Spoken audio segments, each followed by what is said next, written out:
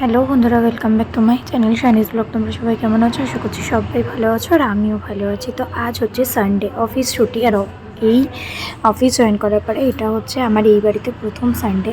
তো সারাদিনে আর কোনো ব্লগ করিনি, কারণ একটু টুকটাকি কাজ ছিল। তো তারপরে সন্ধ্যাবেলা আমি আর বরমাস এই দুজনেই সুন্দর করে সাজুগুজু করে রেডি হয়ে গেছি।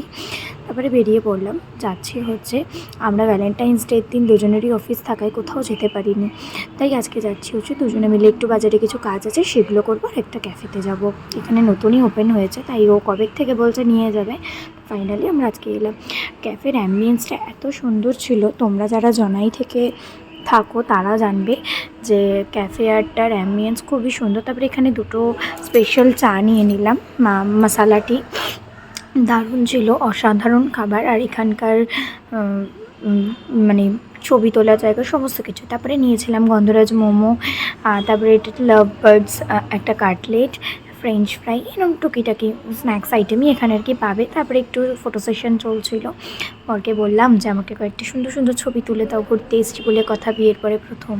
তারপরে এখান থেকে বেরিয়ে দুজনে হচ্ছে দুটো আইসক্রিম নিয়ে নিয়েছি, কারণ আমাদের অনেক দিন আমরা একটু কোথাও যাই না।